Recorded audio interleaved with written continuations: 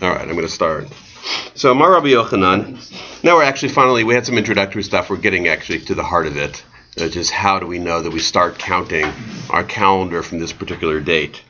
So, Amar Rabbi Yochanan, minayin lamalachim she'ein monim lama ela b'Nisan. So, how do we know that the year of the year of the king, it's the government counting system, starts in Nisan? Back to the Mishnah, which says there are 4 Rosh Hashanahs, and one is the famous Rosh Hashanah in Tishrei, but there's one also in Nisan. And Nisan, they said, just to remind you, was the Rosh Hashanah, the first of the year for counting kings, which is really like kind of the government's fiscal year, starts in Nisan. How do we know that? And now we get some verses too, which are interesting too, because it's there. Well, and I'll just read it. Shenemar, as it's written. So they quote from the verse Vayihi. Now this is a key date in Jewish history. They're quoting this. This was the day that Solomon's temple was completed. So the fact is that the Torah doesn't give a lot of dates. It only gives dates when very important events happen. So it actually has the date of the Exodus from Egypt.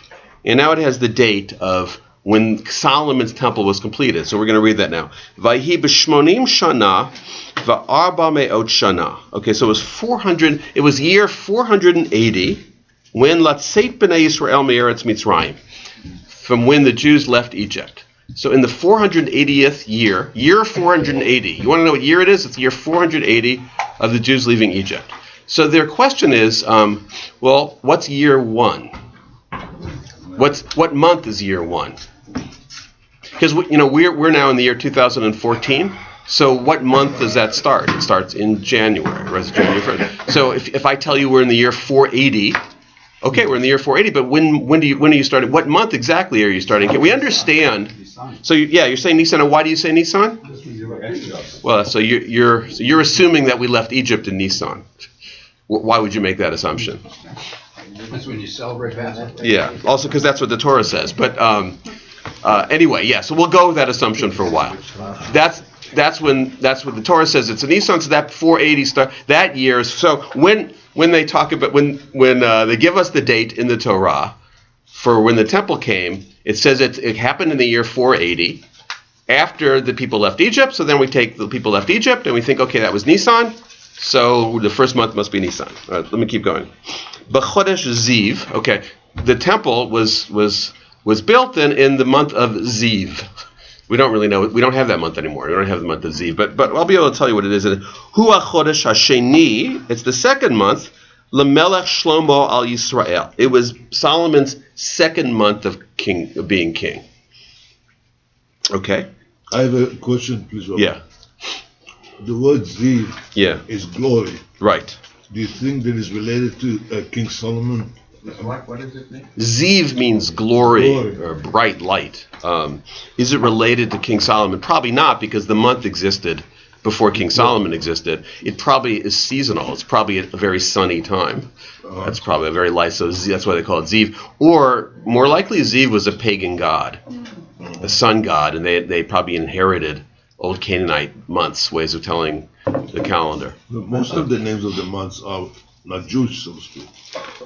Some are, some aren't. We're actually going to get to how they get the names of the month and all that. So I don't want to go into it right now. But Hu HaChodesh HaSheni LeMelech Shlomo al Yisrael. It's the second month that Solomon ruled on Israel. Okay, and they say Mekish Malchut Shlomo. Okay, so we have a mention of King Solomon, and then we connect that to a mention of the Exodus from Egypt. Ma Yitziat Mitzrayim b'Nisan. So now this is a given that the Exodus of Egypt takes place in Nisan. Even though it actually doesn't tell you the month Nisan in that particular passage, we know that from Pesach. Pesach takes place in Nisan. Actually, it's the 15th of Nisan, but it takes place in Nisan.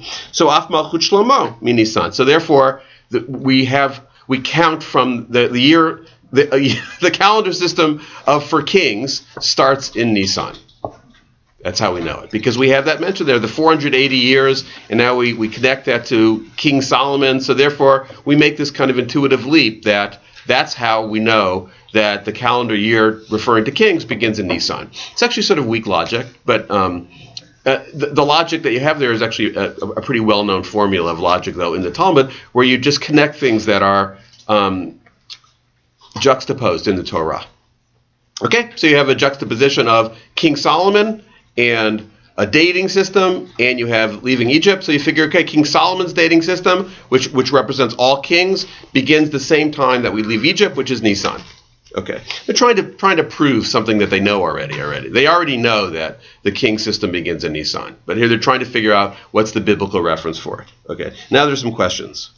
V'yetziat Mitzrayim gufa minalan de Nisan. Okay, so how do we know? Just because it says the year 480, how do we know that begins in Nisan?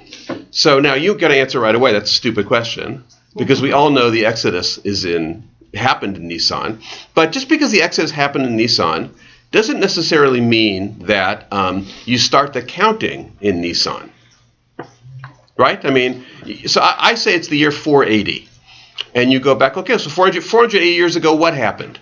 And then you say, well, it was the Exodus from Egypt. Okay, but still, what month did you count in? Now, it could be a logical answer that you start in Nisan. However, I mean, actually, the Exodus from Egypt took place in the middle of Nisan. So maybe you start counting the next month. You could. Or, what's the most significant occurrence in the whole Exodus story, in your opinion? Crossing the Red Sea. So you might say crossing the Red Sea. So actually, why isn't that? I mean, you could say, okay, we should start a whole new month system right there. Okay? But I would say that's incorrect. Crossing the Red Sea is not the most significant occurrence. What's the most significant occurrence in the Exodus story? Ten Commandments. The Ten Commandments, yeah. So you could easily say, no, we should start counting from the next month, because the next month is when the Ten Commandments were given. So how do you know that? Okay. Yetziat Mitzrayim gufa minalan de benisan manyanan dilma betishrei minyan. Or it could be it could be that it's 480 years ago, starting on Tishrei, because Tishrei, after all, is Rosh Hashanah. I mean, Nisan, is maybe some random month, but when I say the year 480, I start from Tishrei. Who says I have to start from Nisan? Just because we left Egypt in Nisan doesn't mean that we shift the whole calendar system to shift that. So maybe you start from Tishrei. Maybe you start from the giving of the Ten Commandments. Okay. Lo sal kadatcha. So don't assume that, it says. Dichtiv. And now they're just going to give scriptural proof, which I'm going to admit right away is very complicated. So we'll just do the best we can with it. But it's just some interesting kind of key moments in the life in the desert, where we need key moments in the life in the desert where they give us dates, and then we can start to figure out what their counting system was. That's what we want to know. When their calendar, what was their calendar system back then? Because that's the Torah, and that'll tell us what we should do now. Okay. Now here's the significant date. Vayal Aharon Kohen El Hor Hahar. Aaron the priest goes up to Hor Hahar. So what is this referring to? When did Aaron go up to Hor Hahar? What? Sinai. It's not Sinai. It's a different mountain. Hor is the name of the mountain. That's when he died. So this is describing Aaron's death. Hor Hahar. Okay. Aaron dies. Well, you'll see. El Hor Hahar. Al Pi Adonai. He died at God's will, or actually it's God's mouth. A lot of Midrash says like Moses and Aaron died because of a kiss from God. Al Pi Adonai. Al Pi Adonai means it was God's will that he died at that point, but it means at God's mouth, like God commanded it with his mouth. So it's an easy Midrash to say God kissed him and he died. And it says it twice. It says it with Aaron. It says it with Moses. Al Pi Adonai. Anyway, it was time for him to die, so God kissed him and he died. Okay. Vayamat Sham, and he died. Now it gives us the date, because Aaron's an important guy. So it gives us the date. Bishnat ha'arba'im, latzei b'nei Yisrael me'eretz Mitzrayim, in the 40th year. So you can see it happens at the end of the story. B'chodesh ha'chamishi, on the 5th month, b'echad b'chod lachodesh. Okay, so it's not actually very useful, because it just says the 5th month, but it doesn't say the 5th from what? What counting system are you using? Are you using Tishrei as the first month? Are you using Nisan as the first month? Okay, so we're not done yet. Okay, but we have something else. Ukativ. And the Torah also gives another date. We're going to look at another date to see if it helps. But remember, Aaron died in the 5th month. We don't know where it starts, but Aaron died in the 5th month. Ukativ, vayihi ba'arba'im shana be'ashtei esrei chodesh be'echad lachodesh diber Moshe. This is Deuteronomy 1:1. So it's Moses' final speech to the Israelites. And it gives us that, which is the entire book of Deuteronomy. The entire book of Deuteronomy is one long speech from Moses, and the Torah actually dates the speech. It's the 40th year from leaving Egypt. It tells us the name of the month. No, not the name. The number of the month. It happened in the 11th month, on the 1st of that month. Okay? Again, it doesn't tell us the name of that month. Okay. But, in your opinion, Did that take place before or after Aaron died? Moses starts speaking to the people. They're about to jump over the Jordan River, cross into the land. Moses gives his final speech. Did that take place before or after Aaron died? After. Right. So common sense tells us it would be after, right? But who says? So, I mean, there's a number of reasons why you're saying that. I mean, one is that it just in the Torah itself, the story of Aaron dying comes first, right? And then the story of Deuteronomy. However, the Torah plays around with chronology all the time, so it could be that the Torah chooses to tell you that story, before, but actually it happened after. So don't jump to the conclusion just because of the chronology in the Torah that that's actually the order of when it happened. Sometimes the Torah mixes stories up for whatever reason. The Torah doesn't always use chronology as a logic in telling us stories. In the Torah, sometimes it just says, now I feel like telling you this story, but it didn't necessarily happen in this order. However, I mean, your common sense intuition is probably correct, because it seems like, for another reason, it seems like the last thing they're going to do before they cross the Jordan is Moses gives the speech, and then they go over. And we know that Moses and Aaron are not allowed to enter the land, and so it seems like Moses should be the last to die because Moses has led the people. So he gives his final speech, he dies, and the people cross over. All right, all that seems like common sense, but I will say it's not necessarily true. It doesn't necessarily have to happen that way.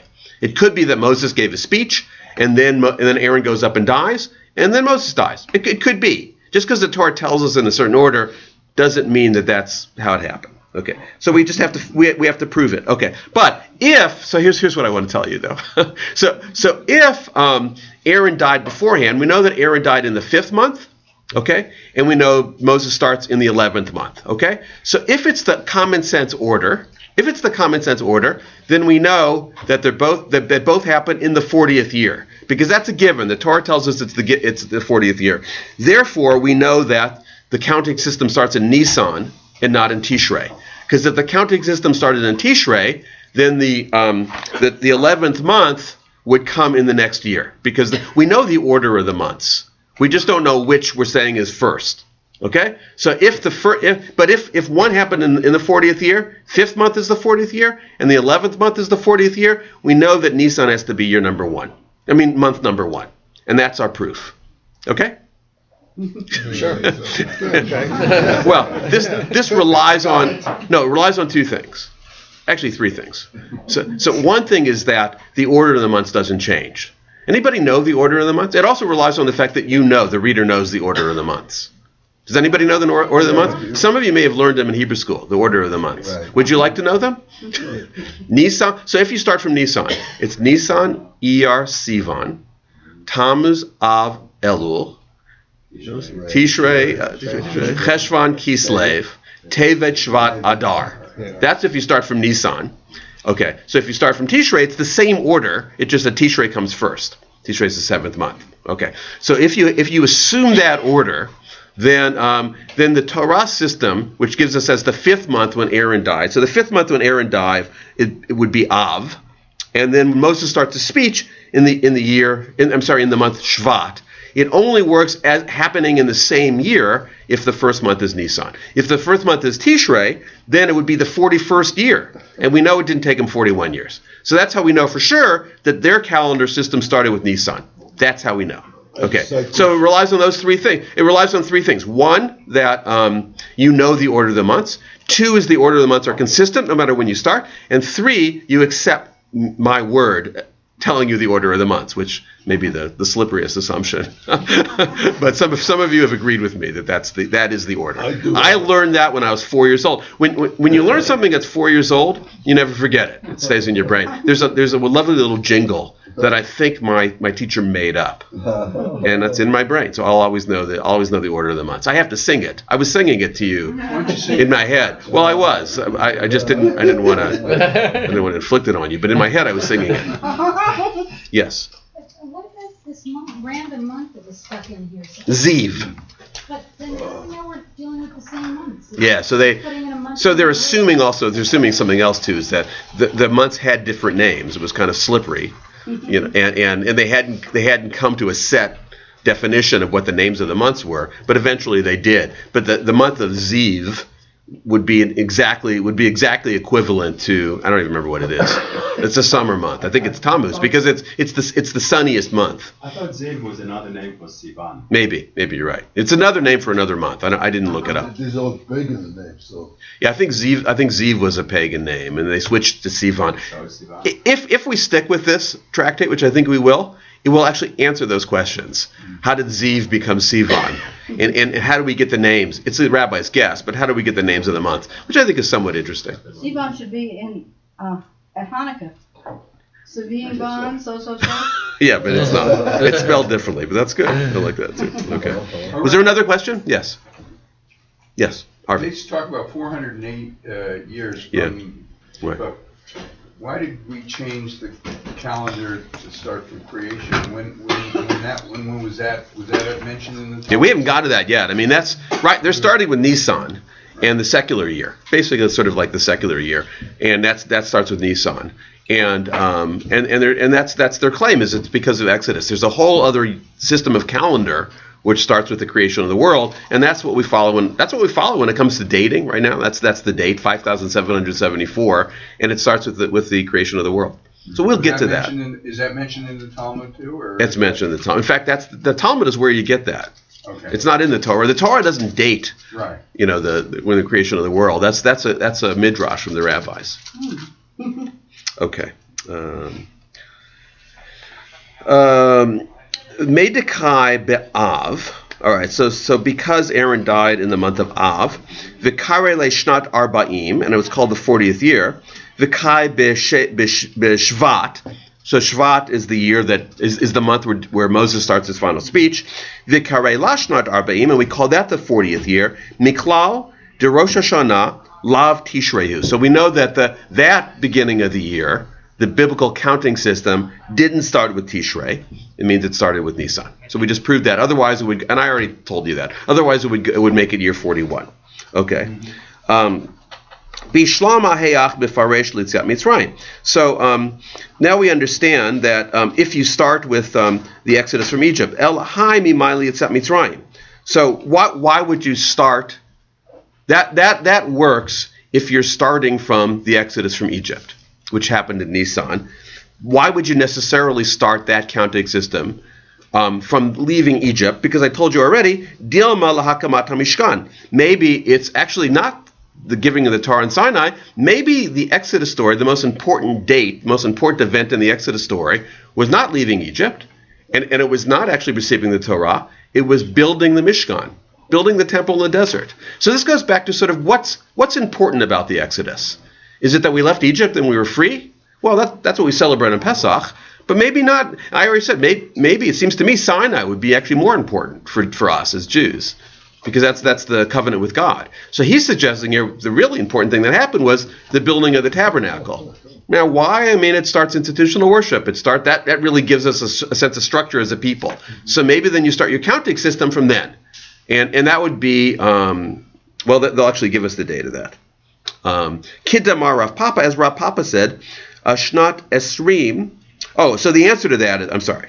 So the answer to that is what Papa said, Kiddamar Rav Papa, Shnat Esrim Shana, Esrim L'Gzera Shava, Hachanami Shnat Arba'im Shana, Arba'im L'Gzera Shava. Okay. So no, you shouldn't think of it that way, because Rav Papa already taught a principle that when we had the word 20, we could learn from something that was written right next to it what the 20 referred to. So now we have the phrase Arba'im Shana, the 40 years, and the 40 years, in both cases, in Aaron, when Aaron died, and also in Moses' final speech, referred directly back to the Exodus from Egypt, leaving Egypt. And that's how we know that we start the counting and the leaving from Egypt, because both those phrases, 40 years, if you do the counting, refers directly back not to the building of the Mishkan or Mount Sinai, but to leaving Egypt, which does make the most sense. Because honestly, if you're gonna start a counting system from leaving Egypt,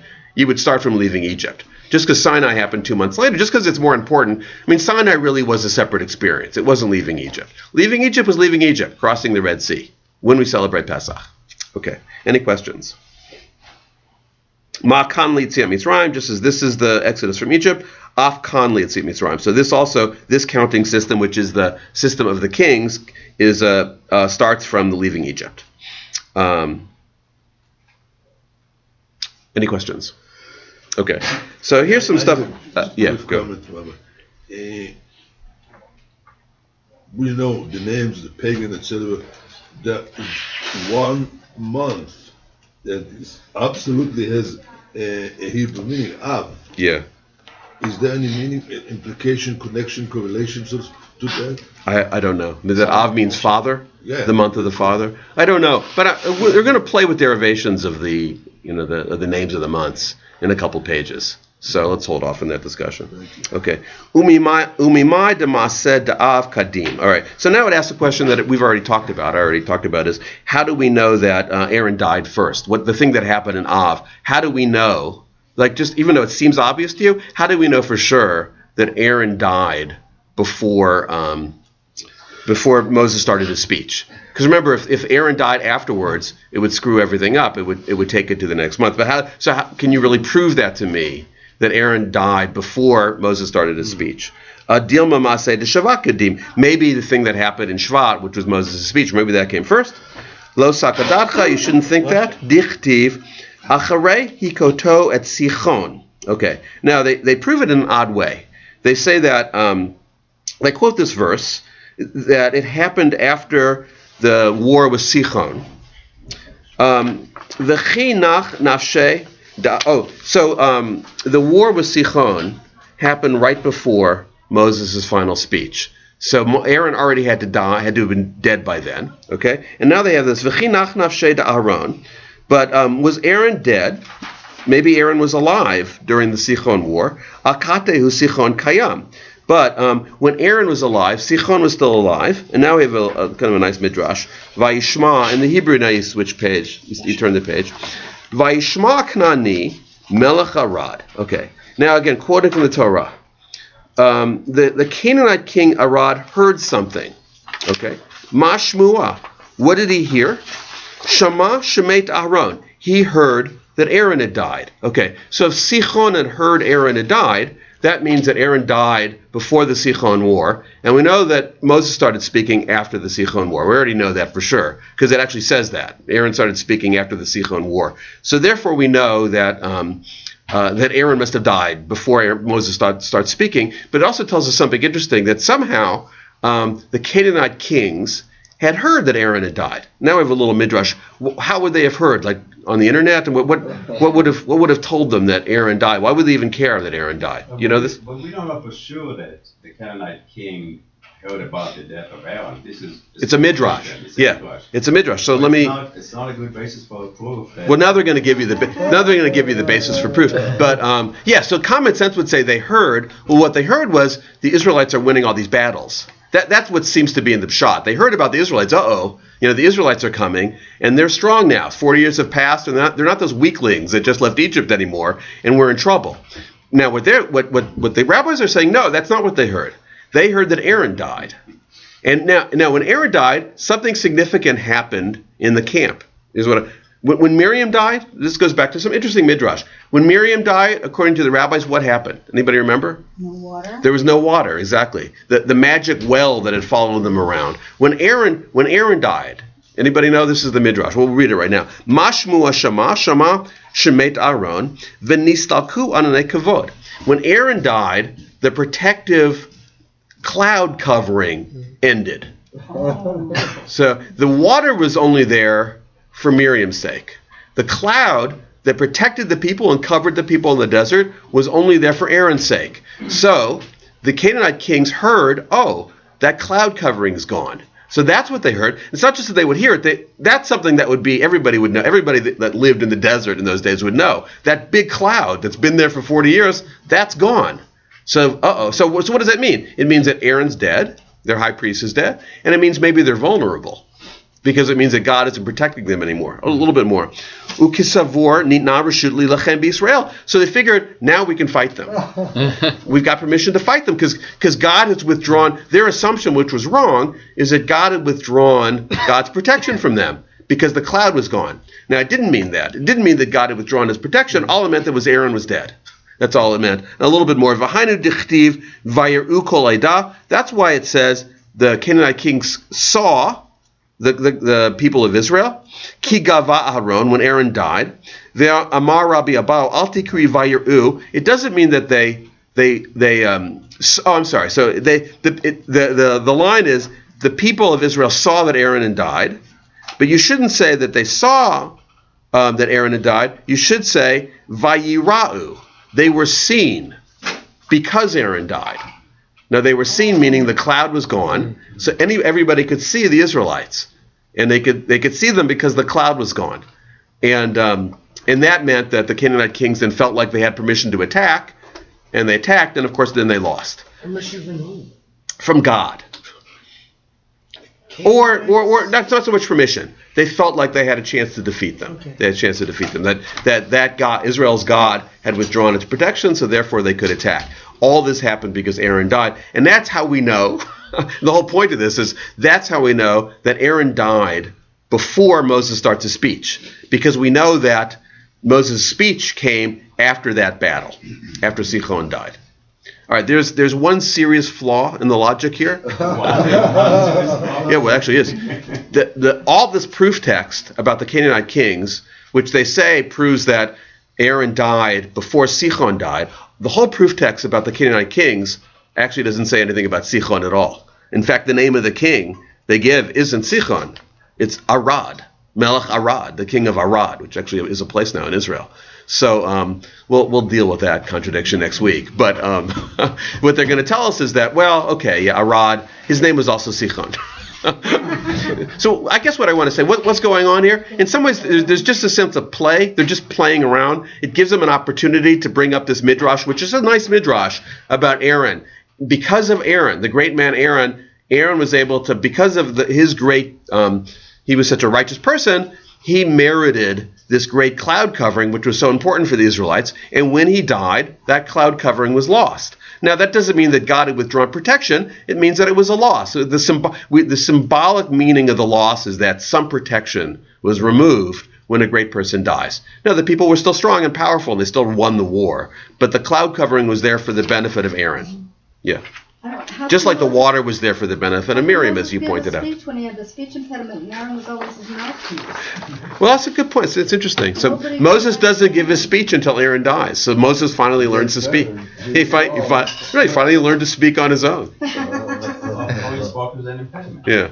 Or he spoke with the impediment, yeah. I sort of like that, too, the connection between Moses' final speech and Aaron dying. Like, Moses can't come into his own as a speaker until Aaron dies. That's a good line. Yeah. I like that. Now, Moses has been speaking all through the story, so apparently he learned before, but his great speech doesn't happen until his brother dies. It's also his older brother. So he's like, in some ways, he's still in the shadow of his older brother until the brother dies. Yeah. Like the King of England, who had the speech